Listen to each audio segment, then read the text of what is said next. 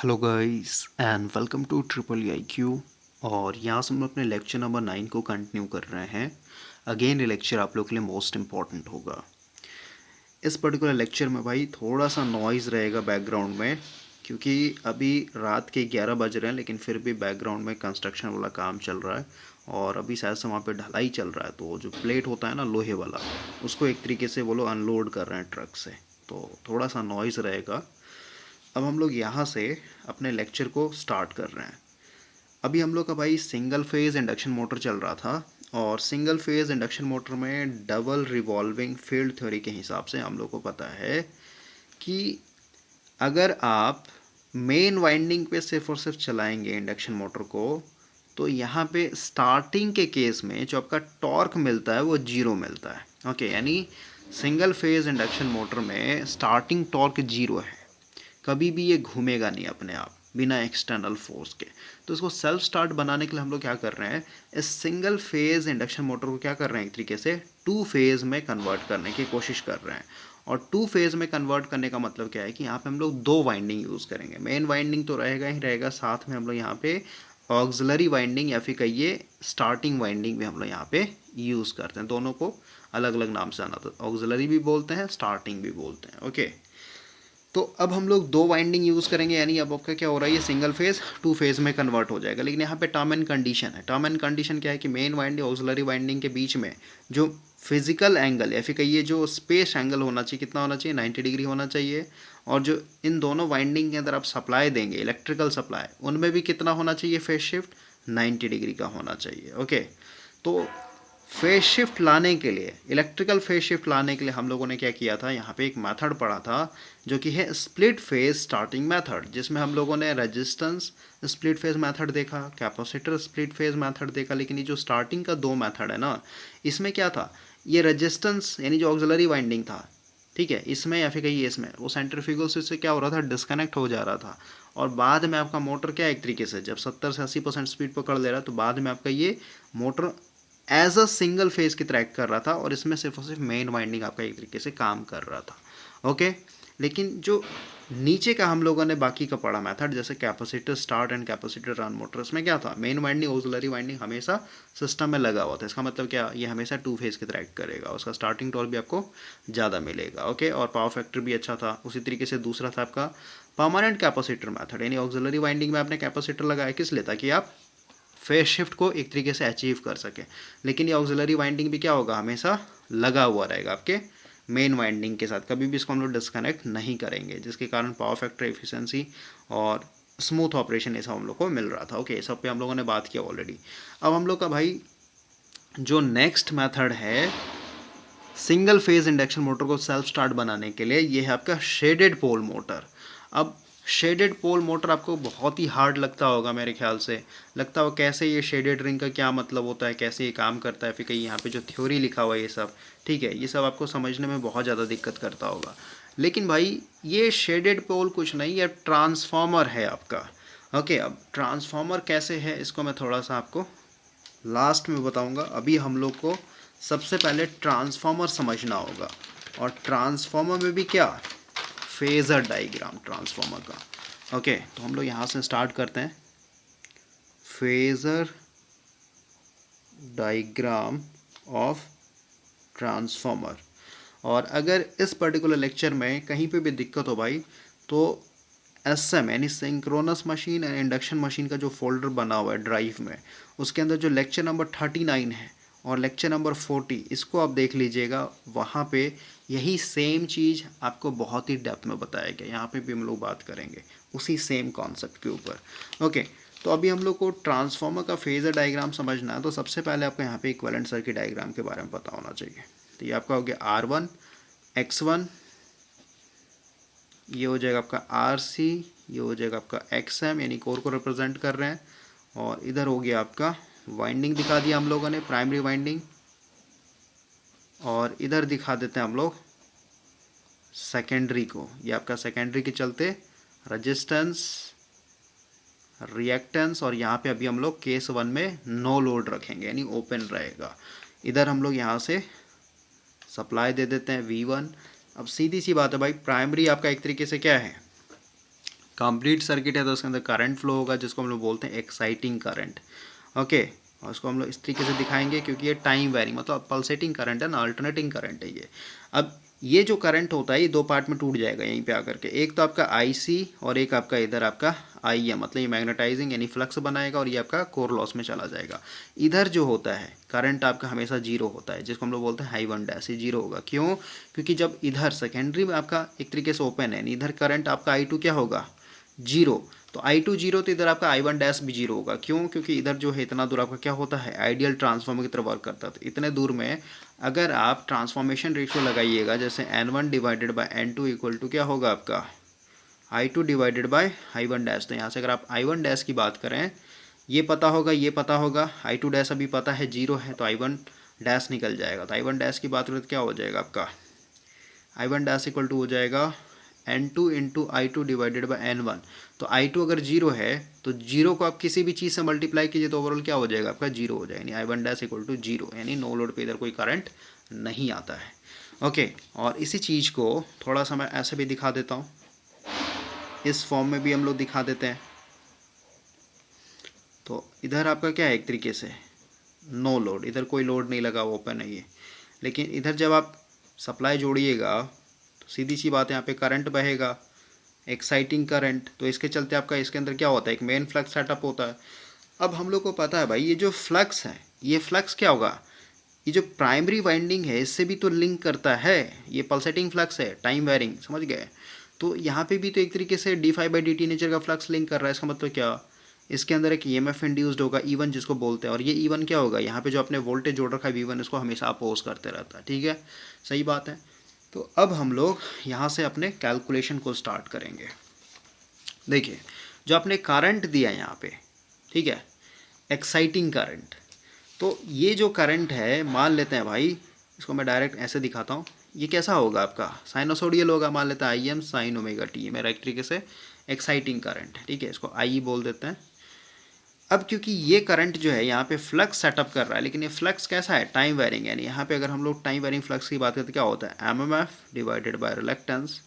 MMF की बात करें N, और यहाँ पे करंट क्या हो जाएगा हमारा इंस्टेंटेनियस करंट, यानी ये वाला करंट डिवाइडेड बाय रिलक्टेंस। जब आप यहाँ पे पुट कीजिएगा N, करंट के जगह हम लोग क्या पुट करेंगे, IM sign omega T divided by reluctance. ठीक है, साइन के आगे जितना भी ये पैरामीटर क्या होता है, मैक्सिमम वैल्यू को बताता है नहीं, यहाँ से आपका जो इंस्टेंटेनियस फ्लक्स है क्या हो जाएगा, 5 साइन ओमेगा टी आ गया। यानी करंट भी आपका साइन ओमेगा टी, फ्लक्स भी आपका साइन ओमेगा टी, यानी क्या मतलब है, ये दोनों फेज में, यानी ये भी जीरो पे है, ये भी आपका जीरो पे है। अब सीधी सी बात है, ये जो फ्लक्स है, ये फ्लक्स ये क्या हो रहा है, इस वाइंडिंग में लिंक कर रहा है, टाइम वेरिंग है ना, तो उसके चलते क्या होगा, ये E1 इंड्यूस्ड होगा। तो हम लोग को पता है भाई जो E1 यानी यहाँ पे जो EMF इंड्यूस्ड होता है डायरेक्टली प्रोपोर्शनल होता है किसके ऊपर, d∅dt नेचर के ऊपर, समझ गए। और यहाँ पे नंबर ऑफ टर्न्स है तो यहाँ पे क्या हो जाएगा, मतलब डायरेक्ट मैं फॉर्मूला लिखता हूँ, और लेंस लॉ के हिसाब से क्या होता है, हमेशा इसको अपोज करेगा ये, ठीक है। तो -n d∅dt, ये मेरा क्या होगा, E1 मैग्नीट्यूड का वैल्यू होगा। तो इसको अगर हम लोग यहाँ पे लिखें, E1 की बात करें तो क्या हो जाएगा, -n यहाँ पे d, और फाई क्या है आपका, फाई कौन सा फ्लक्स है आपका, फाई टी। और इस फ्लक्स का क्या वैल्यू है यहाँ पे, ये वाला वैल्यू। तो यहाँ पे लिखता हूँ φm sign omega T divided by D T. अभी इसको हम लोग करेंगे, 5 क्या है, इसको बाहर ले लेते हैं, कांस्टेंट है ये, और ये हो जाएगा d sign omega T divided by D T. सही बात है। अब साइन है भाई, तो इसका अगर हम लोग डिफ्रेंशिएशन तो क्या हो जाएगा, कॉस हो जाएगा, यानी -n∅m कॉस ओमेगा टी। ये आ गया एक तरीके से E1। अब देखिए मेरे को फेजर डायग्राम यहाँ पे बनाना है, तो जो E1 है ये कॉस के टर्म में है, यानी कोसाइन है ये, और जो मेरा फ्लक्स था ये फाई टी, ये कौन से टर्म में है, साइन के टर्म में, यानी साइन है ये कोसाइन है, यानी दोनों क्या है, अलग अलग प्रजाति है, दोनों को हम लोग यहाँ पे कंपेयर नहीं कर सकते हैं। यानी या तो आप इसको कॉस में लिखिए या तो फिर कहीं इसको आप साइन में लिखिए। तो अगर मैं EMF को ही साइन में लिखने की कोशिश करूँ तो क्या हो जाएगा, -n∅m, और आपको पता है भाई इस कॉस को हम लोग क्या लिख सकते हैं, साइन ओमेगा टी -90 लिख सकते हैं। अब ऐसे कैसे लिखते हैं, इसको मैं थोड़ा सा दूसरे वे में समझाता हूँ। देखिए इसको आप भूल जाइए अभी के लिए, ये जो मैंने लिखा है इसको आप भूल जाइए, कैसे लिखते हैं इसको भूल जाइए, आप इस पे फोकस कीजिए और इस पे फोकस कीजिए। जो फ्लक्स है मेरा, इसको अगर मैं दिखाऊँ, ये साइनोसोडियल है, तो साइनोसोडियल मतलब ओरिजिन से स्टार्ट होगा, ठीक है। ये मैंने यहाँ पे दिखा दिया, फ्लक्स था मेरा, ठीक है। अब जो ईएमएफ है ये वाला, ठीक है, ये कैसा कोसाइन है। तो कोसाइन का मतलब क्या होता है भाई, कि ये हमेशा यहाँ से स्टार्ट करेगा, समझ गए। यानी साइन और कोसाइन को जब एक ही ग्राफ पे दिखाया जाता है तो साइन और कोसाइन के बीच में देख रहे हैं आपका 90 डिग्री का फेज शिफ्ट चलता है हमेशा। भाई मेरे ये 0 से स्टार्ट हो रहा था, 90 से स्टार्ट हो रहा है कि नहीं हो रहा है, बोलिए। हाँ, तो ये साइन है और ये का कोसाइन है, तो इनके बीच में हमेशा क्या हो रहा है, 90 डिग्री का फेज शिफ्ट चल रहा है। इसका मतलब क्या हुआ, ये जो मैंने यहाँ पे लिखा हुआ ये मेरा क्या है, ईएमएफ है, ईएमएफ, ठीक है। क्या है आपका, N phi m cos omega t. तो इस चीज़ को अगर मैं साइन में कन्वर्ट करके लिखने की कोशिश करूँ तो मैं इसको ऐसे लिख सकता हूँ ना भाई, N phi m sine omega t minus 90 degree. समझ रहे बात को। इसका मतलब क्या हुआ कि इस वाले से, ये साइन से क्या हो रहा है, 90 डिग्री लैग कर रहा है। 90 डिग्री लैग करने का मतलब क्या है कि ये कहीं यहाँ से स्टार्ट, मतलब ये अगर 0 से स्टार्ट हो रहा है तो ये कहीं इधर से स्टार्ट हो रहा होगा, ठीक है। इसलिए हम लोग इसको ऐसे लिखते हैं, कॉस ओमेगा टी है ना, तो हम लोग साइन ओमेगा टी माइनस, मतलब कोसाइन और साइन में हमेशा 90 डिग्री का फेज शिफ्ट चलता है। इसलिए हम लोग यहाँ पे क्या कर रहे हैं, इसको कॉस को साइन में लिख करके माइनस 90 लगा दे रहे हैं यहाँ पे। क्लियर हुआ। तो अब क्या हो गया, आपका फ्लक्स भी आपका साइन में है और ईएमएफ भी आपका साइन में है, लेकिन फ्लक्स क्या है, 0 डिग्री पे है और ईएमएफ क्या है, माइनस 90 डिग्री पे है। क्लियर। तो अब हम लोग यहाँ से अगर फेजर डायग्राम बनाए, देखिए यहाँ पे लिखता हूँ मैं, जो फ्लक्स है मेरा, इंस्टेंटेनियस फ्लक्स, ये है phi m sine omega t, और जो मेरा ईएमएफ इंड्यूस्ड हुआ है ये आपका मैग्नीट्यूड के ऊपर बात करते हैं सीधे सीधे, एन फाई एम, ये हो जाएगा आपका sign omega t minus 90 degree. तो अगर मैं फ्लक्स को यहाँ पे रेफरेंस ले लूँ तो ये जो मेरा ईएमएफ इंड्यूस्ड होगा क्या होगा आपका, ये नीचे आ जाएगा, मतलब लैग कर रहा है। ओके, एंटी क्लॉकवाइज आएंगे तो लीड करता है, क्लॉकवाइज आइएगा तो आपका लैग करता है। ओके, तो ये मेरा हो गया एक तरीके से E1। और इसी पे आप E2 को भी दिखा सकते हैं, क्योंकि भाई यहाँ पे यही फ्लक्स ना आ रहा है, यही फ्लक्स इसमें लिंक करेगा, तो यहाँ पे भी आपका E2 इंड्यूस्ड होगा। लेकिन E2 की बात करते क्या हो जाए, ये भी आपका minus N d phi by d t. Okay, तो यहाँ पे अगेन फ्लक्स कौन सा वैल्यू पुट कीजिएगा, यही वाला, तो इसको भी जब आप सॉल्व कीजिए उसी तरीके से तो क्या हो जाएगा, E2 भी क्या आ जाएगा आपका minus N phi m sine omega t minus 90 लिखना होगा, ठीक है। यानी ये भी क्या होगा, सेम एक्सिस पे एग्जिस्ट करता है, बस इसको मैं थोड़ा सा बड़ा दिखा देता हूँ, मतलब ये स्टेप अप ट्रांसफॉर्मर है। क्लियर हुआ। ओके, तो ये आपका फ्लक्स हो गया। फ्लक्स से हमेशा ईएमएफ आपका क्या होता है, जो इंड्यूस्ड ईएमएफ होता है हमेशा 90 डिग्री लैग करते रहता है, ये आपको हमेशा डिफ़ॉल्ट में पता होना चाहिए। और इसको आप भाई दूसरे वे में भी समझ सकते हैं, जैसे ऐसे नहीं समझते, एक सिंपल तरीका है, इसको ऐसे भी आप समझ सकते हैं। मान लेते हैं नॉर्थ पोल है, साउथ पोल है। ओके, अब यहाँ पे मान लेते हैं हम लोग का एक कंडक्टर रखा हुआ है। ओके, अब इस केस में भाई क्या होता है, यहाँ पे अभी आपका क्या हो रहा है, फ्लक्स लिंकेज, यानी कॉइल के अंदर से फ्लक्स एक भी पास नहीं हो रहा है, कॉइल के ऊपर ऊपर से फ्लक्स लाइन निकल जा रहा है। देख रहे हैं बात को, समझिए इस चीज़ को, ये ऊपर ऊपर पार हो जा रहा है। और वही अगर मैं यहाँ पे सेकंड चीज़ दिखाऊं, सेकंड पोजीशन दिखाऊं, मान लेते कॉइल जो है 90 डिग्री घूम गया। ओके, 90 डिग्री घूम गया, इसका मतलब क्या है, ये इस तरीके से ऐसे आ गया। ओके, तो इस केस में क्या होगा, आपका पूरा का पूरा फ्लक्स लिंकेज होगा, मतलब कॉइल के अंदर से फ्लक्स होकर के जाएगा। तो अब समझिए मैं क्या बोल रहा हूँ, इसको आप थोड़ा सा दूसरे डायग्राम में देखें, इसको इस डिज़ाइन में दिखाता हूँ, ये नॉर्थ साउथ। ओके, इसको आप ऐसे दिखा दीजिए स्टेटर में। तो अगर हम लोग यहाँ पे फ्लक्स के डिस्ट्रीब्यूशन की बात करें भाई, तो देखिए यहाँ तक आपका पूरा क्या है, ये पूरा का पूरा क्या है, नॉर्थ वाला रीजन है, ठीक है। और इसे जैसे ही पार किए, क्योंकि यहाँ पे फ्लक्स क्या होता है आपका 0 हो जाता है, ठीक है। और इधर जब आइएगा जैसे घुसे तो पूरा साउथ वाला है एक तरीके से, ठीक है। तो आप देख रहे हैं कि नॉर्थ इस पॉइंट पे क्या होगा आपका, यहाँ से अगर घूमना स्टार्ट करें या फिर कहिए यहाँ से घूमना स्टार्ट करें इधर की तरफ, तो धीरे धीरे धीरे धीरे क्या हो रहा है, आप नॉर्थ पोल के करीब आ रहे हैं। इसका मतलब क्या, अगर हम लोग इसको दिखाएं, यहाँ से अगर चलना स्टार्ट कर रहे हैं तो धीरे धीरे क्या हो रहा है, नॉर्थ पोल की तरफ जा रहा हूँ, नॉर्थ को मैं पॉजिटिव मान रहा हूँ, तो क्या हम लोग यहाँ पे हैं, ठीक है। धीरे धीरे क्या हो रहा है, जैसे बढ़िएगा वैसे नॉर्थ पोल की तरफ आ रहे हैं, नहीं धीरे धीरे बढ़ेगा।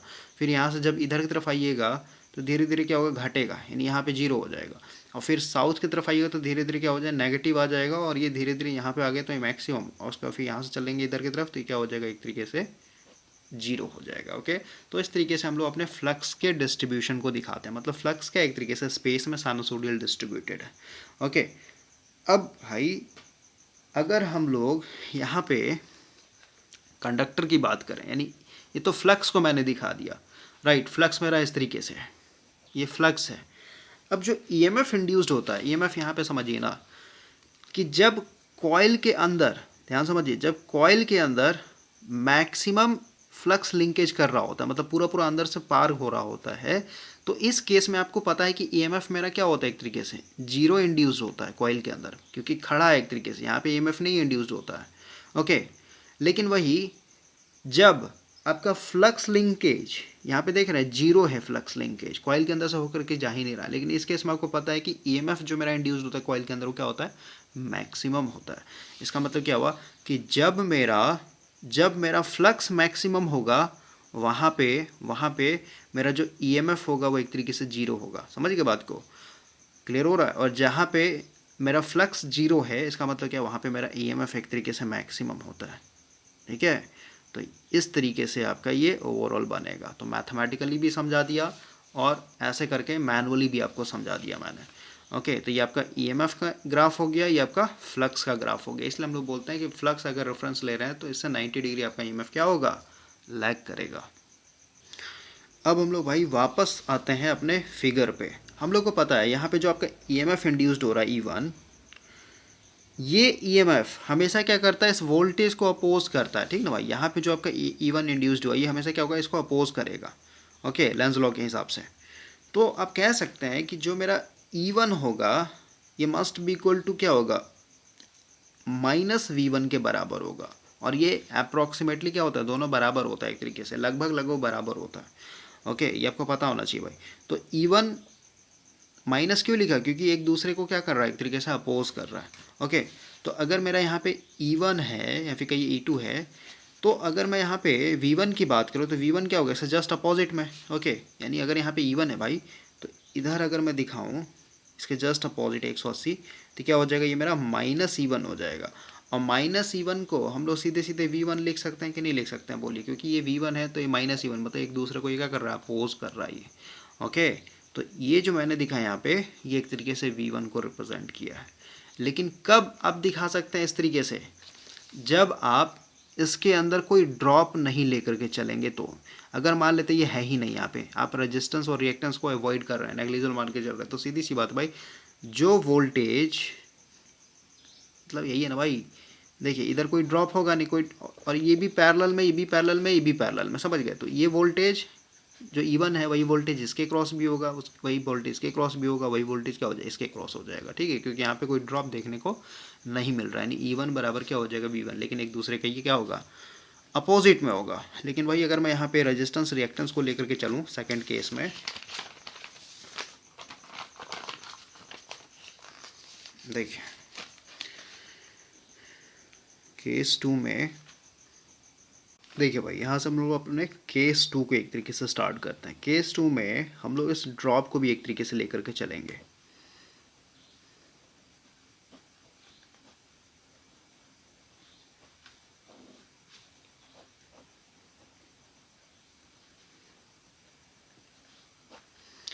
ये हो गया आपका R1 X1, ये आपका RC, ये आपका XM, इधर आपका R2, ये आपका X2।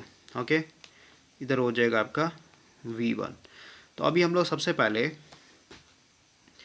यहाँ पे जो वोल्टेज है आपका, तो ये वोल्टेज क्या होगा, ऑटोमेटिक इसके क्रॉस भी होगा, ठीक है। क्योंकि इधर कोई रेजिस्टेंस रिएक्टेंस है नहीं तो कोई ड्रॉप देखने को मिलेगा नहीं, ठीक है। तो जो वोल्टेज यहाँ पे वही वोल्टेज इसके क्रॉस भी होगा, वही वोल्टेज इसके क्रॉस भी होगा, यानी तीनों क्या है, पैरेलल में, ये भी पैरेलल, ये भी पैरेलल, ये भी पैरेलल। क्लियर हुआ। और अभी हम लोग सबसे पहले दिखाएं, ये मेरा क्या था, एक तरीके से फ्लक्स हो गया। फ्लक्स से मेरा एक तरीके से E1 और इसी में E2 दिखा देते हैं, जो कि 90 डिग्री लैग करेगा। अब हम लोग को पता है भाई, हम लोग को यहाँ पे V1 दिखाना है, ठीक है। तो V1 दिखाने हम लोग क्या कर रहे हैं, यहाँ पे एक तरीके से KVL लगा रहे हैं। KVL लगाने का मतलब क्या है कि V1 में से, ये V1 है मेन वोल्टेज, यहाँ से हम लोग चल रहे हैं एक तरीके से, ठीक है। तो ये वाला ड्रॉप, ये वाला ड्रॉप, इधर से जो करंट आ रहा है नो लोड पे क्या है आपका एक्साइटिंग करंट है। ओके, तो सीधी सी बात है, यहाँ पे जो वोल्टेज ड्रॉप होगा क्या होगा, IE इंटू R1, यानी IE इंटू R1 ये ड्रॉप होगा, माइनस फिर ये वाला ड्रॉप होगा, यानी JIEX1 यहाँ पे ड्रॉप हुआ, और मस्ट बी इक्वल टू क्या हो जाएगा, E1 के बराबर, क्योंकि इसके बाद जो वोल्टेज है ये वाले ब्रांच में क्या है आपका E1।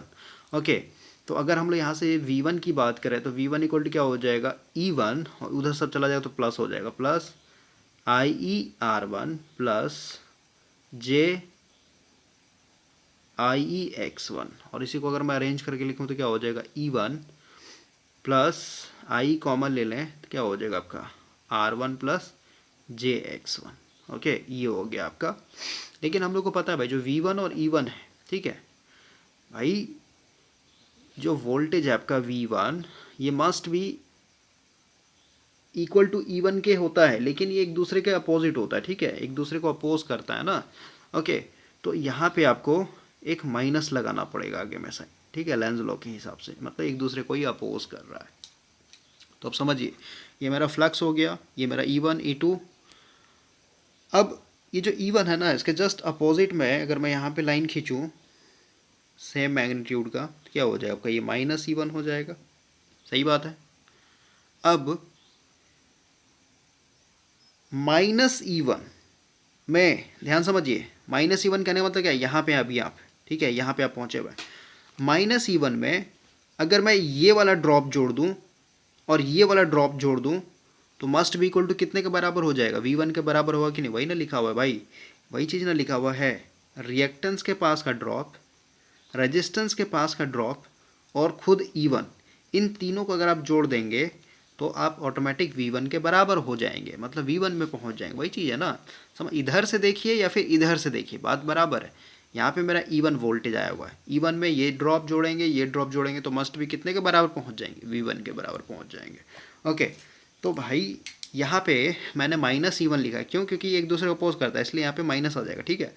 तो इस वोल्टेज में मेरे को क्या जोड़ना है, मुझे जोड़ना है सबसे पहले ये वाला IEX1 और IER1, लेकिन मेरे को अभी भाई इस फेज़र डायग्राम पे करंट दिखाना पड़ेगा, IE तो है ही नहीं यहाँ पे, तो IE को हम लोग कैसे दिखाएंगे, देखिए ये जो करंट आ रहा है आपका IE, यहाँ पे आती क्या है, दो पार्ट में टूट रहा है, इधर आ जा रहा है आपका IC, इधर आ जा रहा है आपका IM। लेकिन ध्यान समझिए, ये जो ब्रांच है ये पूरा पूरा रजिस्टिव ब्रांच है भाई, ठीक है, और इसके क्रॉस वोल्टेज क्या है आपका E1 है, सही बात है, सही बात है भाई, इसके क्रॉस वोल्टेज E1 ही तो है, जो वोल्टेज यहाँ पे वही वोल्टेज यहाँ पे भी वही वोल्टेज यहाँ पे, तीनों पैरेलल में है, समझ गए।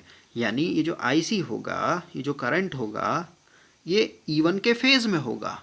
तो E1 कौन सा E1, माइनस E1, क्योंकि एक दूसरे को अपोज कर रहा है, ठीक है। तो इसी के फेज में आप क्या कीजिए, करंट को दिखा दीजिए, कौन सा करंट, IC। इसको मैं थोड़ा सा साफ पेज पे बनाता हूँ भाई। ओके, यहाँ पे बनाते हैं हम लोग, ये हो गया फ्लक्स E1 E2, ये आपका माइनस E1। अब इसी के फेज में क्या आ जाएगा आपका IC, और ये जो IM है क्योंकि ये प्योर इंडक्टिव ब्रांच है, तो ये जो करंट है इसके क्रॉस जो वोल्टेज क्या E1 है इसके क्रॉस भी, ठीक है। तो क्या होगा, ये करंट इस वोल्टेज से 90 डिग्री लैग कर जाएगा, यानी E1 है तो इससे आपका 90 डिग्री लैग कर जाएगा, ये हो जाएगा आपका IM। इन दोनों का जो फेजर सम होगा क्या हो जाएगा आपका, ये हो जाएगा आपका IE। ओके, अब देखिए, अब हम लोग को ये वाला वोल्टेज दिखाना है, तो सीधी सी बात है भाई, अब क्या कीजिए, यहाँ पे जो वोल्टेज है यहाँ पे क्या है, E1 है, E1 में ये ड्रॉप और ये ड्रॉप जोड़ देंगे तो ऑटोमेटिक मेरा वो V1 बन जाएगा, ठीक है। तो E1 में सबसे पहले हम लोग कौन सा ड्रॉप दिखाएंगे, ये वाला ड्रॉप दिखाते हैं, रजिस्टिव ड्रॉप। तो रजिस्टिव ड्रॉप मतलब क्या है, ये वोल्टेज यहाँ पे जो भी वोल्टेज ड्रॉप हो रहा होगा भाई, वो क्या होगा, इस करंट के फेज में होगा, समझ गए बात को, क्योंकि प्योर रजिस्टिव है। इसका मतलब क्या, ये माइनस E1 है, इसमें हम लोग क्या करेंगे, इस करंट के फेज में अगर जोड़ते हैं, ऐसे चलते हैं, तो ये मेरा क्या हो जाएगा, कौन सा ड्रॉप हो जाएगा, IER1, ठीक है, करंट के फेज में दिखा दिया मैंने आपको, ठीक है, ये वोल्टेज था और करंट के फेज में दिखा दिया। और ये वाला जो ड्रॉप होगा ये क्या होगा, करंट से जो करंट है इसे 90 डिग्री लीड करेगा, क्योंकि वोल्टेज क्या होता है इंडक्टिव सर्किट में, लीड कर जाता है। ओके, ऐसे समझिए, ये मेरा वोल्टेज है IX1, ठीक है। यहाँ पे जे नहीं लगाएंगे क्योंकि 90 डिग्री ऑलरेडी लिख दिया मैंने, यहाँ पे दिखा दिया। तो ये वोल्टेज यानी -E1, रजिस्टिव ड्रॉप और रिएक्टिव ड्रॉप, ये दोनों क्या हो जाएगा, इन सबको जोड़ेंगे तो क्या हो जाएगा आपका, ये बन जाएगा मेरा V1। क्लियर हुआ? तो ये एक तरीके से मेरा क्या बन गया, नो लोड फेजर डायग्राम। तो फेजर डायग्राम से आपने क्या सीखा यहाँ पे, जो फ्लक्स होता है, फ्लक्स से हमेशा EMF 90 डिग्री एक तरीके से लैग करता है, ठीक है। जो का मेन फ्लक्स है उससे जो एक्साइटिंग करंट होता है वो हमेशा क्या होता है, कुछ ना कुछ एंगल लीड करता है। ओके, देख रहे हैं लीड कर रहा है ये, ठीक है। ऐसे रटना नहीं भाई, पूरा कॉन्सेप्ट है। अब देखिए नो लोड पे ये वोल्टेज है और ये आपका मेन करंट है, क्योंकि भाई नो लोड पे एक्साइटिंग करंट ही बह रहा है ना, सीधे सीधे, समझ गए बात को। तो इनके बीच का जो एंगल होगा क्या हो जाएगा, ये आपका पावर फैक्टर एंगल हो जाए, यानी cos फाई। तो देख रहे हैं कितना बड़ा एंगल बन रहा है, यानी पुअर पावर फैक्टर रहता है। अब हम लोग थोड़ा सा लोडेड कंडीशन पे आते हैं भाई, ठीक है। उसका फिर डायरेक्ट हम लोग शेडेड पोल में घुस जाएंगे। नो लोड समझ में आ गया होगा, इसमें दिक्कत नहीं होना चाहिए। तो अब हम लोग भाई यहाँ से लोडेड कंडीशन की बात करेंगे। 10 मिनट और चलेगा ट्रांसफार्मर के ऊपर, उसका शेडेड पोल पे आ जाएंगे हम लोग। ओके, ये इंपॉर्टेंट है भाई, इसके बिना आप नहीं समझ सकते हैं कभी भी shaded pole induction motor. Loaded condition में क्या होता है भाई, अगर मैं यहाँ पे थोड़ा सा सर्किट डायग्राम से समझाऊं,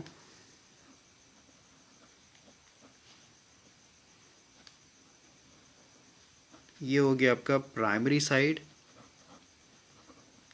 और ये हो गया आपका सेकेंडरी साइड। क्योंकि ये आपका ट्रांसफार्मर है, तो ट्रांसफार्मर मैंने आपको बताया था कि जब लोड लगाते हैं तो यहाँ पे बहुत तरीके का लोड होता है। RL लोड हो सकता है, RC लोड हो सकता है, प्योर रेजिस्टिव हो सकता है।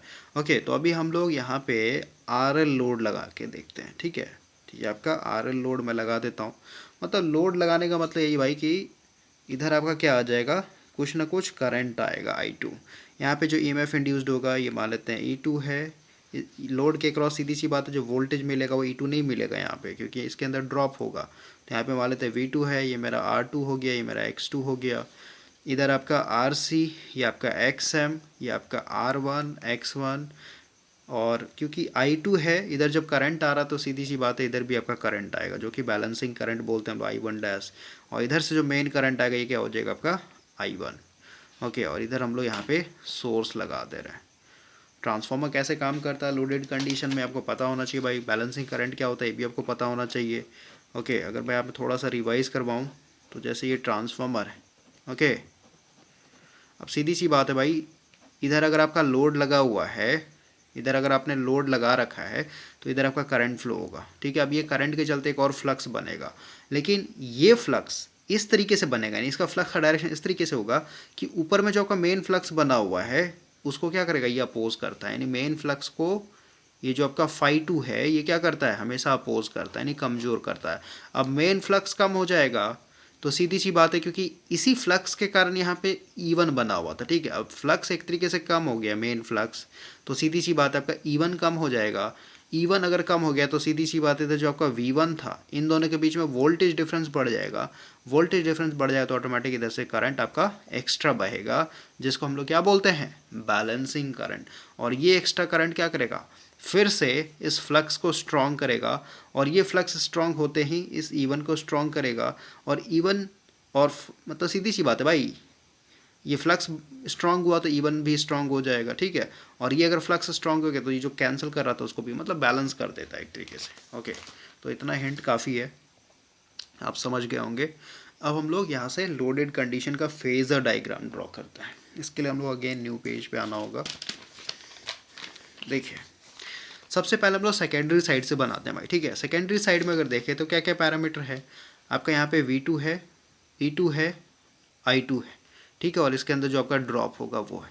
तो हम लोग V2 को यहाँ पे रेफरेंस लेते हैं। अगर मैं V2 को रेफरेंस ले लूँ, ये मान लेते हैं मेरा V2 है, तो सीधी सी बात है भाई, इसके अंदर जो करंट फ्लो हो रहा है I2, क्योंकि मैंने यहाँ पे RL लोड लिया, यानी पूरा इंडक्टिव सर्किट है ये, तो I2 मेरा कुछ ना कुछ एंगल से लैग करेगा। ये मैं दिखा देता हूँ, मेरा I2 एक तरीके से ऐसे लैग कर रहा है, क्लियर। इस V2 से कुछ ना कुछ एंगल मेरा I2 लैग कर रहा है, सही बात है। अब V2 को दिखा दिया, I2 को दिखा दिया, मेरा बचा यहाँ पे E2, तो E2 को दिखाते हैं हम लोग। तो E2 को दिखाने के लिए अगर मैं यहाँ पे KVL लगाऊँ तो KVL यहाँ पे लिखता हूँ मैं, E2 में से ये ड्रॉप यानी I2R2 माइनस ये वाला ड्रॉप यानी JI2X2 अगर करते हैं तो मस्ट भी कहाँ पहुँच जाएंगे, V2 के बराबर पहुँच जाएंगे। ठीक है, सही बात है। तो मेरे को तो भाई यहाँ पे E2 दिखाना ना, तो E2 इक्वल टू अगर देखें तो E2 इक्वल टू क्या हो जाएगा, सबको उधर भेज दीजिए, यानी V2 इधर है तो वैसे का वैसे प्लस इधर आपका प्लस आ जाएगा आकर के I2R2 प्लस इधर क्या हो जाएगा JI2X2। मतलब E2 दिखाना तो क्या होगा, V2 में रजिस्टिव ड्रॉप और रिएक्टिव ड्रॉप, सीधी सी बात है। V2 में अगर आप ये वाला ड्रॉप जोड़ेंगे और ये वाला ड्रॉप जोड़ेंगे तो कहाँ पहुँच जाएंगे, E2 पे पहुँच जाएंगे। ओके, तो ये जो रजिस्टिव ड्रॉप है भाई, यहाँ पे जो वोल्टेज ड्रॉप हो रहा होगा R2 के क्रॉस, ये क्या होगा, इस करंट के फेज़ में होगा। तो ये करंट है मेरा I2, इसके फेज़ में अगर मैं ऐसे दिखाऊं, मतलब V2 प्लस I2R2 और फिर प्लस करेंगे V2 प्लस I2R2 प्लस ये करेंगे तो ऑटोमेटिक E2 के बराबर आ जाएंगे। ठीक है, और ये वाला ड्रॉप क्या होगा, हमेशा इस वोल्टेज से 90 डिग्री लीड करेगा, मतलब इस करंट से हमेशा 90 डिग्री लीड करेगा। तो इसको आप ऐसे दिखा दीजिए, हो गया आपका I2X2। J नहीं लिखेंगे क्योंकि एंगल मैंने यहाँ पे ऑलरेडी दिखा दिया। ठीक है, तो अब देखिए V2 plus I2R2 plus JX2, मतलब रिएक्टिव ड्रॉप, रजिस्टिव ड्रॉप और V2 जोड़िएगा तो क्या हो जाएगा, आपको ये E2 मिल जाएगा। क्लियर हुआ। और अभी जस्ट मैंने आपको बताया नो लोड पे कि जिस फेज़ में E2 होगा उसी फेज़ में क्या होता है, E1 होता है। तो E1 को मैं थोड़ा सा छोटा बना देता हूँ, और आपको मैंने बताया था कि E1 और E2 जहाँ पे होगा उससे 90 डिग्री लीड करता है आपका हमेशा मेन फ्लक्स। भाई नो लोड पे भी जस्ट समझाया ना मैंने आपको। तो अब हम लोग आगे बढ़ते हैं भाई। ठीक है, मेरा मेन फ्लक्स हो गया, फ्लक्स ऐसे देखिए ना, ऐसे आप पलट के देखिए इसको, ये फ्लक्स हो गया, इससे आपका लैग कर रहा था ना, 90 डिग्री एंगल बना रहा था आपका E1 E2। ओके, तो अब हम लोग देखिए भाई, ये E1 है, इसके जस्ट अपोजिट में अगर मैं यहाँ पे इसके जस्ट सामने एक लाइन खींचूँ तो क्या हो जाएगा मेरा, ये हो जाएगा मेरा -E1। सही बात है। और -E1 कहने का मतलब कहाँ पे, ये था ना आपका E1, यहाँ पे ये वोल्टेज यहाँ पे इसके क्रॉस भी था, ये वोल्टेज इसके क्रॉस भी था। समझ गए बात को। अब हम लोग का यहाँ से जो करंट आ रहा था क्या था, एक्साइटिंग करंट। समझ गए। तो एक्साइटिंग करंट क्या था, इसके अंदर जो करंट आ रहा था आपका IC, और इसके क्रॉस वोल्टेज क्या है मेरा, -E1 है यहाँ पे वोल्टेज। ओके, तो ये जो IC था क्योंकि रजिस्टिव है तो E1 के फेज़ में था, तो E1 है तो इसी के फेज़ में क्या दिखा दूँ मैं, ये हो जाएगा मेरा एक तरीके से IC। ओके, और यहाँ पे मेरा क्या है, एक तरीके से IM, यहाँ पे करंट आ रहा है IM, और ये प्योर इंडक्टिव सर्किट है, यहाँ पे वोल्टेज क्या है -E1, यानी ये क्या होगा, E1 से 90 डिग्री ये करंट लैग कर जाएगा, यानी ये E1 है भाई पहले वाला ही है पूरा पूरा। ठीक है, ओके, इसी को ऐसे देखिए ना, आपका था ना -E1 मैंने ऊपर लिया था तो IC आपका इसके फेज़ में आ गया था, और इधर क्या हो जाएगा आपका ये IM हो जाएगा। इनका जो फेज़ को थोड़ा छोटा मैं दिखा देता हूँ। ठीक है, इन दोनों का जो फेजर सम था ये क्या आ गया था आपका, ये आ गया था आपका I no load current. Clear हुआ, मतलब एक्साइटिंग करंट है ये आपका। अब देखिए, क्योंकि हम लोग को पता है भाई इसके अंदर आपका ये I1 डैश भी आएगा। ठीक है, और हम लोग को पता है I1 डैश और I2 क्योंकि बैलेंसिंग करंट है ना, ये और ये दोनों एक दूसरे के अपोजिट में रहता है। ठीक है, एक दूसरे को कैंसिल आउट करता है, क्योंकि ये जो फ्लक्स है, मतलब ये जो करंट I2 इसके चलते एक फ्लक्स बनता है फ़ाई2, और ये फ़ाई2 क्या करता है, मेन फ्लक्स को एक तरीके से वीक करता है। लेकिन इस मेन फ्लक्स को फिर से मजबूती देने के लिए, स्ट्रॉन्ग बनाने के लिए ये करंट आता है ना, तो I2 और I1 डैश ये एक दूसरे के अपोजिट होता है। तो अगर आपने I2 यहाँ पे दिखा दिया है तो I1 डैश इसके जस्ट 180 पे होगा, मतलब इसके जस्ट पीछे, मतलब अपोजिट होता है एकदम। ठीक ना भाई, ये हो गया मेरा एक तरीके से I1 डैश। क्लियर हुआ। और हम लोग को यहाँ पे पता है भाई I1 और IE को जोड़ देंगे तो हम लोग को क्या मिल जाएगा, इधर से जो पीछे से करंट आ रहा है I1 वो मिल जाएगा, क्योंकि I1 ही यहाँ पे अगर दो पार्ट में टूटा है ना, एक IE चला गया, एक I1 डैश चला गया।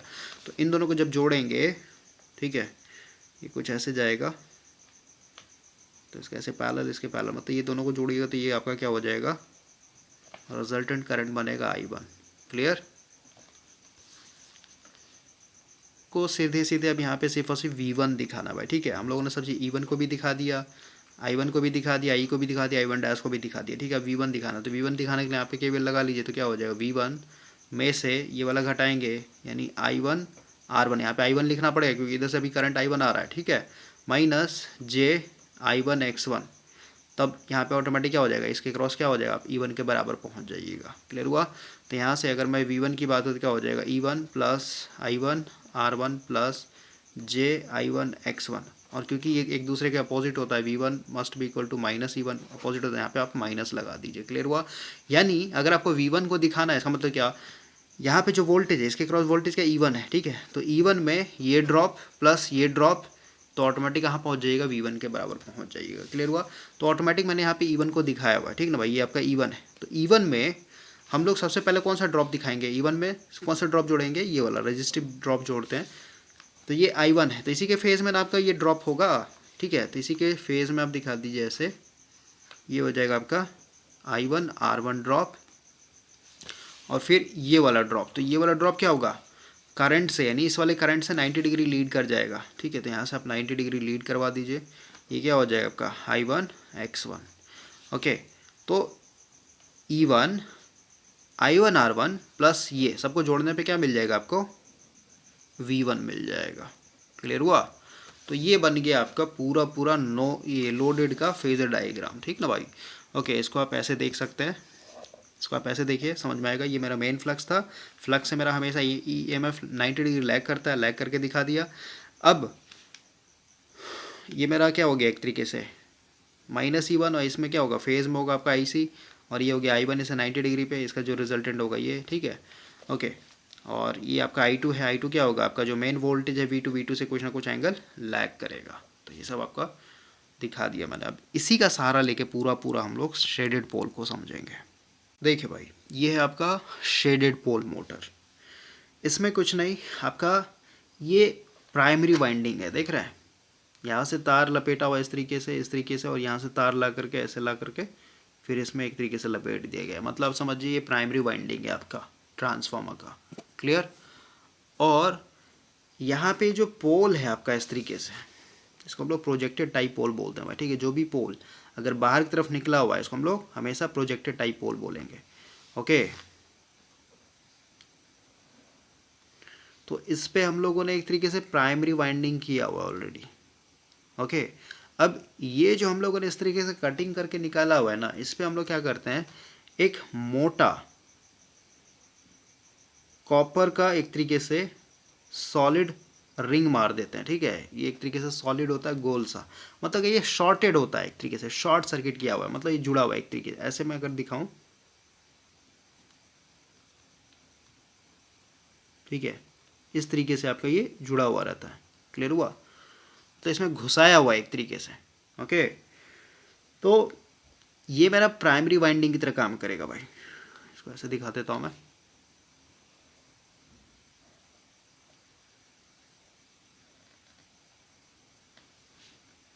तो यहाँ पे फोटो बना हुआ, तो ऑलरेडी क्यों बनाना, ठीक है भाई। ये प्राइमरी बना हुआ है आपका, और ये आपका जो कॉइल डला हुआ ना, शेडेड रिंग जिसको बोलते हैं कॉपर का, इसको हम लोग एक तरीके से सेकेंडरी बोलते हैं। यहाँ पे ये सेकेंडरी, मतलब आप समझिए ये सेकेंडरी शॉर्ट सर्किट ट्रांसफार्मर की तरह काम करेगा। मतलब एक ट्रांसफार्मर है, लेकिन इसका सेकेंडरी क्या है, एक तरीके से शॉर्टेड है यहाँ पे। क्लियर हुआ।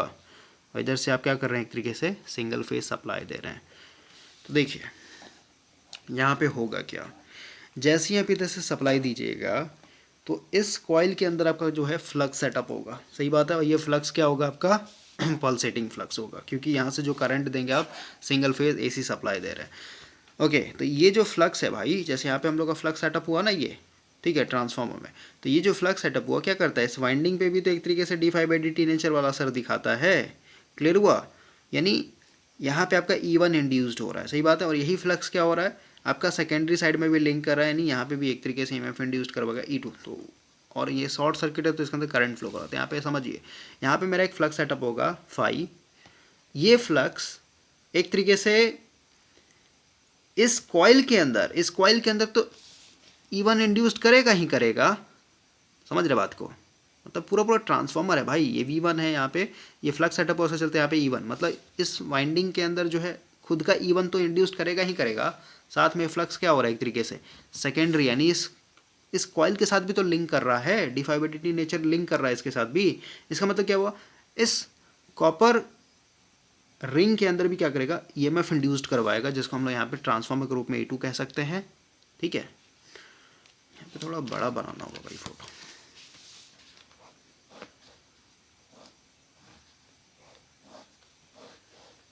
देखिए यहाँ पे शॉर्टेड है ये, तो यहाँ पे जो फ्लक्स बना उसके कारण क्या होगा, एक तो यहाँ पे E1 बनेगा, यहाँ पे आपका V1 मान लेते हैं, एक आपका यहाँ पे E2 बनेगा, और क्योंकि शॉर्टेड है तो इसके अंदर करंट भी फ्लो होगा। मतलब देखना ये शॉर्टेड ट्रांसफॉर्मर की तरह काम कर रहा है एक तरीके से, मतलब ये लोडेड है एक तरीके से, इधर आपका सर्किट कंप्लीट है। तो यहाँ पे फ्लक्स बना, ये फ्लक्स एक तरीके से खुद के वाइंडिंग में ईएमएफ इंड्यूस्ड करेगा जिसको E1 बोल रहे हैं, और ये फ्लक्स क्योंकि इसके साथ भी लिंक करेगा क्योंकि पल्सेटिंग है ना, तो इसके अंदर भी ईएमएफ इंड्यूस करवाएगा, E2 बोलेंगे, और इसके अंदर करंट भी फ्लो करवाएगा जिसको हम लोग I2 बोल रहे हैं। क्लियर हो गया, क्लियर हो गया। यही सेम चीज़ यहाँ पे भी होगा आपका, ठीक है ना, क्योंकि वही वाइंडिंग है ना भाई, समझिए इस चीज़ को। अब हम लोग इसको एनालाइज करेंगे। देखिए कैसे इसमें automatic rotating magnetic field setup होता है, कैसे ये सेल्फ स्टार्ट बन जाता है। तो सबसे पहले ये जो फ्लक्स बना इसको हम लोग रेफरेंस ले लेंगे, क्योंकि पूरा ट्रांसफॉर्मर है। ठीक है, ये फ्लक्स कैसा हो गया, यहाँ से जो करंट आ रहा है कैसा, I m sin omega t, तो उसी के फेज में क्या होगा, phi m sin omega T आपका फ्लक्स बन जाएगा। तो फ्लक्स को मैंने रेफरेंस ले लिया। अब ये जो फ्लक्स है ये दो ईएमएफ इंड्यूस्ड करवाएगा, एक तो खुद के वाइंडिंग में जिसको हम लोग E1 बोल रहे हैं, और दूसरा जो है आपके सेकेंडरी साइड में जो शॉर्टेड है एक तरीके से, इसको हम लोग E2 बोल रहे हैं। अब मैग्नीट्यूड बड़ा छोटा उसे हम लोग ट्रांसफॉर्मर वाला पूरा पूरा कॉन्सेप्ट लेके चलिए आप। क्लियर हुआ। और यहाँ पे जो सर्किट बनेगा इसका इक्विवेलेंट सर्किट डायग्राम वो ट्रांसफॉर्मर की तरह ही बनेगा आपका पूरा पूरा। तो ये E1 है, तो जस्ट अपोजिट में आप क्या कर दीजिए, यहाँ पे एक तरीके से -E1 दिखा दीजिए, और क्योंकि ये कोर है ना पूरा पोल पे लपेटा हुआ, मतलब कोर पे लपेटा हुआ है, ठीक है, तो यहाँ पे आप ये एक्साइटिंग करंट आप दिखा दिए, इसके अंदर क्या होगा आपका, कोर को रिप्रेजेंट कीजिएगा ना, कोर के चलते आपका क्या होगा, ICXM दिखाना होगा आपको। ओके, ये इस तरीके से आपका क्या हो जाएगा, ये आपका करंट आ गया। ठीक है, इसको हम लोग यहाँ से जो मेन करंट आ रहा है उसको आप बोल सकते हैं। ठीक है, फिर एक्साइटिंग करंट ही बोल दिया, क्या दिक्कत है, पूरा तो आपको डेप्थ में मैंने पढ़ा ही दिया, राइट। अब हम लोग अगर V1 की बात करें, यहाँ पे जो वोल्टेज को दिखाने की कोशिश करेंगे तो ऑटोमेटिक क्या हो जाएगा, E1 में हम लोग क्या करेंगे, जो आपका ड्रॉप है IER1, ठीक ना भाई, और उसके बाद 90 डिग्री IEX1, इसको जब जोड़ दिए तो क्या हो जाएगा आपका ये, इसको थोड़ा सा और आगे कर लेते हैं, ऐसे दिखा देता हूँ मैं, ऑटोमेटिक क्या बन जाएगा, ये मेरा V1 बन जाएगा। ठीक है, तो ये तो मैंने नो लोड की तरह स्टार्ट किया है, ठीक है, लेकिन इसको अगर लोडेड कंडीशन की तरह स्टार्ट करें, ठीक है, लोडेड कंडीशन इसी में दिखा देते हैं हम लोग। ठीक है, लोडेड कंडीशन हम लोगों ने रेफरेंस लिया था ना, V2 को हम लोग रेफरेंस ले लेते हैं, यानी जो यहाँ पे वोल्टेज होगा, ओके, इससे जो करंट आएगा एक तरीके से कुछ ना कुछ एंगल लैग करेगा, जिसको हम लोग I2 से दिखा देते हैं। अब आपको पता है V2 में जो आपका ड्रॉप होगा I2R2, उसके बाद आपका यहाँ पे हो जाएगा I2X2। ठीक है, ये दोनों मतलब V2 plus I2R2 plus X2 ये दोनों जोड़ दीजिएगा तो क्या हो जाएगा आपका, यहाँ पे आपका E2 बन जाएगा, इधर आपका E1 बन जाएगा। क्लियर हुआ, क्लियर हुआ। और इससे आपका क्या हो रहा है, 90 डिग्री फ्लक्स आपका एक तरीके से लीड कर रहा है। ओके, ये आपने यहाँ पे ऑलरेडी दिखा दिया अपना नो एक्साइटिंग करंट। अब जो आपका बैलेंसिंग करंट होगा, जो कि बैलेंस करना तो I2 के जस्ट अपोजिट होगा, इसको हम लोग यहाँ पे दिखा देते हैं, ये हो जाएगा आपका I1 डैश। ओके, मतलब पूरा ट्रांसफॉर्मर वाला ही बनेगा भाई यहाँ पे। ओके, अब इसका और इसका जो फेजर सम होगा क्या हो जाएगा आपका, इन दोनों का जो फेजर सम होगा कुछ इस तरीके से, ये आपका बन जाएगा I1। ओके, तो मुझे नहीं लगता है कि फिर से इसको रिपीट करने का कोई मतलब है। हम लोग का मेन चीज़ क्या है यहाँ पे समझिए, मेन चीज़ क्या है, इसी फेजर डायग्राम में दिखाना है। ये मेरा मेन फ्लक्स है, ठीक है, मेन फ्लक्स में जो सेटअप हुआ है। क्लियर हुआ। अब ये मेरा जो करंट है, ये करंट किसके अंदर आया है, इस शेडिंग कॉइल के अंदर आया हुआ, ठीक है। तो इस करंट के चलते एक फ्लक्स बनेगा, इसी के फेज में दिखा रहा हूँ, ये बन गया मेरा एक तरीके से फाई शेडेड, मतलब शेडिंग कॉइल के अंदर जो आया हुआ है फ्लक्स वो। ओके, लेकिन देखिए यहाँ पे समझिए ध्यान से, इस शेडेड कॉइल के अंदर भाई दो फ्लक्स आएगा। एक तो इसके अंदर जो करंट फ्लो हो रहा है I2, उसके कारण तो फ्लक्स बनेगा ही बनेगा, साथ में ये जो आपका फ्लक्स बना है मेन फ्लक्स, ये भी तो इसके अंदर लिंक करेगा हमेशा, क्योंकि ये दोनों बहुत नज़दीक नज़दीक है, समझ के बात को। यानी इसका अपना खुद का फ्लक्स तो बनेगा ही बनेगा, साथ ही साथ ये जो आपका मेन फ्लक्स बना हुआ है वो भी क्या करेगा, इसके अंदर से लिंक कर रहा है। ओके, तो वो फ्लक्स कौन सा है, ये फ्लक्स मेरा ये वाला है, ठीक है, ये फ्लक्स। ओके, इसका मतलब क्या हुआ, इस शेडेड कॉइल के अंदर, इस शेडेड कॉइल के अंदर दो फ्लक्स काम कर रहा है भाई, ठीक है। एक तो आपका φ2 और दूसरा आपका जो मेन फ्लक्स है वो। ओके, तो इन दोनों का रिजल्टेंट इसके अंदर देखना पड़ेगा, मतलब इसके अंदर दो फ्लक्स है, सीधी सी बात है, इन दोनों का रिजल्टेंट मिलेगा ना हम लोग को हमेशा। तो ये फ्लक्स और ये फ्लक्स, दोनों फ्लक्स आपका है शेडेड कॉइल के अंदर, तो इन दोनों का अगर रिजल्टेंट देखेंगे, ओके, तो रिजल्टेंट अगर आप देखेंगे कुछ इस तरीके से करके, ओके, इसके पैरेलल लेके आइए, इसको इसके पैरेलल लेके आइए, ठीक है, इसको ऐसे और इसके ऐसे, तो ये मेरा क्या हो जाएगा, रिजल्टेंट फ्लक्स हुआ किसका, शेडेड कॉइल के अंदर का, शेडेड कॉइल के अंदर का फ्लक्स, ठीक है। अब देखिए, ये मेरा फ्लक्स हुआ शेडेड कॉइल के अंदर का, और ये मेरा फ्लक्स हुआ एक तरीके से मेन फ्लक्स, मतलब दो फ्लक्स है ना, एक तो इस कॉइल के अंदर का फ्लक्स और एक आपका ये कॉइल के अंदर का फ्लक्स, ठीक है। अब क्योंकि आप देख रहे हैं कि दोनों फ्लक्स में क्या हो रहा है, एक तरीके से एंगल बन रहा है यहाँ पे, ठीक है। यानी पहले ये फ्लक्स बनेगा क्योंकि लीड कर रहा है ना, और ये नीचे आ रखा है, ये लीड कर रहा है, लैग कर रहा है, मतलब पहले ये वाला फ्लक्स बनेगा, फिर कुछ समय के बाद आपका ये वाला फ्लक्स बनेगा, और इनके बीच में क्योंकि एंगल आ चुका है, सीधी सी बात है भाई, ये पहले बन रहा है उसका फिर ये बन रहा है, मतलब क्या है, ये कैसा है, रोटेटिंग मैग्नेटिक फील्ड बन चुका है यहाँ पे। और रोटेटिंग मैग्नेटिक फील्ड जहाँ पे बन जाएगा वहाँ पे क्या हो जाएगा, ऑटोमेटिक ये एक तरीके से रोटेटिंग मैग्नेटिक फील्ड इस रोटर को पसंद नहीं आएगा, ठीक है, लेंज लॉ के हिसाब से। ओके, तो इसको पसंद नहीं आएगा, तो इस रोटेटिंग फ्लक्स को क्या करेगा, ये अपोज करने की कोशिश में उसी के डायरेक्शन में एक तरीके से गोल गोल घूमना स्टार्ट कर देगा, ताकि ये चेंजिंग फ्लक्स इसके अंदर से कम हो सके। तो इस तरीके से आपका ये पूरा स्टार्ट होता है। अब हम लोग पूरा थ्योरी पढ़ेंगे इसमें। देखिए क्या बोलता है, बोल रहा है shaded pole motor is a simple type of self starting. Self starting क्यों बोला है, क्योंकि अभी जस्ट मैंने आपको समझाया, यहाँ पे रोटेटिंग मैग्नेटिक फील्ड सेटअप हो जाता है, ठीक है। Single phase induction motor self start होता है, इसमें एक स्टेटर है और एक केज टाइप रोटर है, ठीक है। स्टेटर जो है आपका साइलेंट पोल की तरह, मतलब ये प्रोजेक्टेड पोल को हम लोग बोलते हैं साइलेंट पोल की तरह बना होता है, ठीक है। Each pole is slotted on side, सीधी सी बात है, एक इधर एक इधर, ठीक है। कॉपर रिंग जो है हमारा फिटेड है इस छोटे से पोर्शन के अंदर में, फिगर में ऑलरेडी दिखाया गया है। This part is called shaded pole, इसको हम लोग शेडेड पोल बोलते हैं।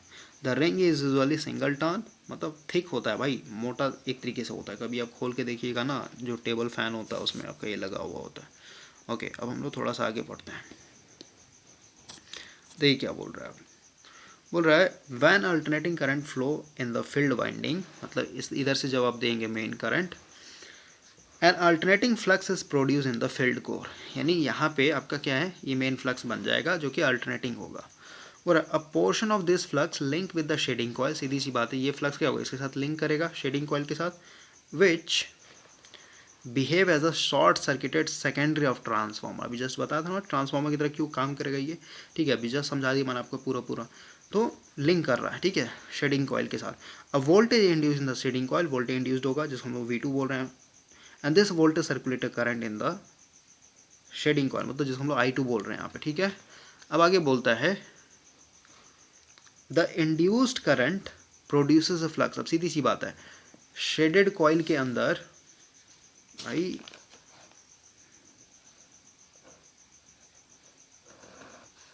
यहाँ पे जो करंट आया, इस करंट के चलते क्या होगा, अपना फ्लक्स बनेगा एक तरीके से φ2, वही बोल रहा है।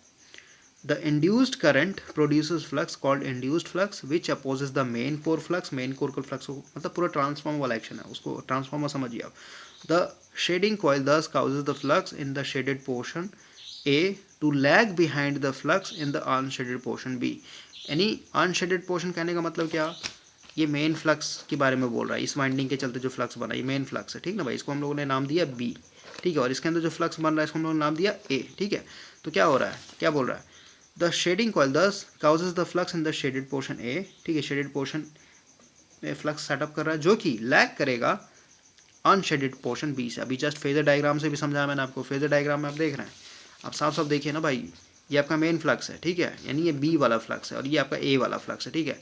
तो ये लीड कर रहा है कि नहीं कर रहा, और ये लैग कर रहा है कि नहीं कर रहा, बोलिए। हाँ, तो वही चीज़ लिखा हुआ है। At the same time the main flux and the shaded pole flux are displaced in space. देख रहे हैं इनके बीच में क्या है, एक तरीके से एंगल बन रहा है कि नहीं बन रहा, बोलिए, स्पेस में एंगल बन रहा है, सही बात है। This space displacement is less than 90 degree. सही बात है, हम लोग का भी यहाँ पे लेस देन 90 डिग्री ही आएगा, 90 डिग्री से कम है, 90 डिग्री से कम है तो सबसे पहले क्या होगा, इसका स्टार्टिंग टॉर्क एक तरीके से घटिया होगा, टॉर्क मिलेगा ही नहीं आपको। ओके, तो ये 90 डिग्री से since there is a time and space displacement, मतलब यहाँ पे स्पेस में भी है और टाइम में भी है, मतलब कुछ समय के बाद ये बनेगा, ये बन रहा है पहले, फिर ये बन रहा है, ठीक है। ओके, तो वही है, रोटेटिंग फ्लक्स का हम लोगों ने क्या कर लिया, यहाँ पे कंडीशन एक तरीके से अचीव कर लिया है। रोटेटिंग मैग्नेटिक फील्ड यहाँ पे सेटअप हो जाएगा under the action of rotating flux. अब इस रोटेटिंग फ्लक्स के चलते हम लोग का स्टार्टिंग टॉर्क डेवलप होगा केज रोटर के ऊपर लेंज लॉ के हिसाब से। ओके, अब बोलता है the direction of the rotating. देखिए, मैंने आपको लेक्चर नंबर 6 दिया था ना, लेक्चर नंबर 6 में बताया था सिंगल फेज का डायरेक्शन कैसे होता है, हमेशा लीडिंग टू लैगिंग की तरफ होता है भाई, ठीक है।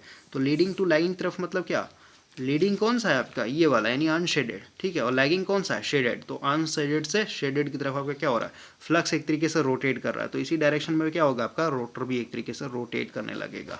क्लियर हुआ, वही बोल रहा है the direction of this rotating field flux is from unshaded to shaded portion of the pole, जो कि फोटो में ऑलरेडी दिखाया गया, यानी क्लॉकवाइज होगा। क्लॉकवाइज क्यों होगा, पहले शेडेड में बनेगा फिर अनशेडेड में बनेगा, यानी इधर की तरफ आपका बनेगा ये। क्लियर हुआ, अब बोल रहा है in shaded pole motor the reversal of direction not possible. सीधी सी बात है भाई, कैसे आप पॉसिबल कर पाइएगा, पॉसिबल ही नहीं है।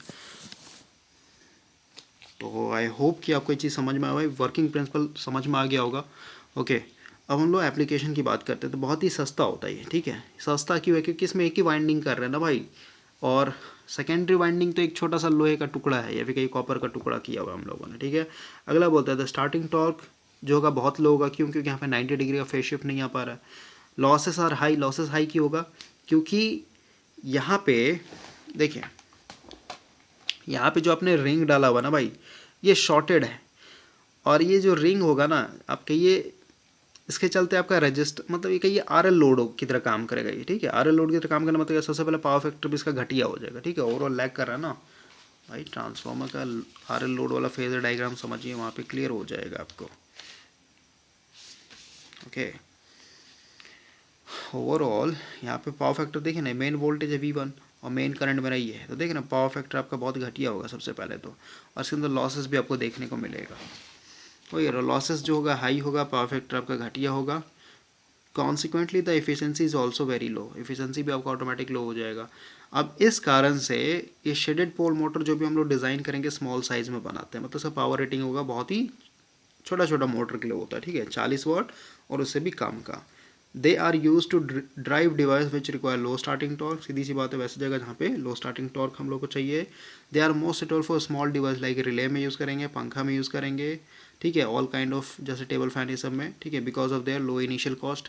पैसा कम लग रहा है ना, सेकेंडरी वाइंडिंग तो है ही नहीं इसमें, कैपेसिटर लगाना है ही नहीं, को सेंट्रीफ्यूगल स्विच लगाना है ही नहीं, ठीक है, तो सस्ता है ना भाई। ओके, एंड ईजी स्टार्टिंग, सीधी सी बात है, स्टार्टिंग एक तरीके से लगाते ही आपका स्टार्टिंग टॉर्क आपको मिल जा रहा है। द मोस्ट कॉमन एप्लीकेशन आप टेबल फैन में यूज़ करेंगे, एग्जॉस्ट फैन में यूज़ करेंगे, हेयर ड्रायर में यूज़ करेंगे, fan for refrigerator, air conditioning equipment, electronic equipment, cooling fan ETC ये सब में यूज़ करेंगे। कभी कभी हम लोग रिकॉर्डर ये सब में भी यूज़ करते हैं, ठीक है ना भाई, tape recorder, slide projector, photo कॉपिंग। तो वही है, MCQ जब आप लगाइएगा ना बुक से, तो वहाँ पे जो क्वेश्चन पूछा गया है ना शेडेड पोल मोटर से, ठीक है, उसको आप एक तरीके से याद करके रखिए। ओके, ऐसे तो इसमें बहुत कुछ भर दिया गया है, लेकिन आपको वही हूबहू क्वेश्चन उठा के पूछ देगा, राइट। तो ये सब भाई आपका स्टार्टिंग है, लेकिन कॉन्सेप्ट मैंने आपको समझाया कि क्यों इसका स्टार्टिंग टॉर्क लो होगा, क्यों पावर फैक्टर एक तरीके से घटिया होगा, या फिर कहिए इसका ओवरऑल एफिशिएंसी क्यों ख़राब होगा। ओके, क्योंकि इसमें लॉसेस देखने को मिलेगा आपको ज़्यादा। तो ये ख़त्म हो गया आपका। अब हम लोग का यहाँ पे कंपैरिजन है, ठीक है। तो फर्स्ट लाइन तो मैंने आपको स्टार्टिंग में बता दिया था क्या मतलब होता है। ये 4 पॉइंट जो है इसको हम लोग नेक्स्ट लेक्चर में कवर करेंगे, उसके बाद फिर आपका यहाँ पे यूनिवर्सल मोटर स्टार्ट होगा। लास्ट चैप्टर आपका इंडक्शन मोटर का।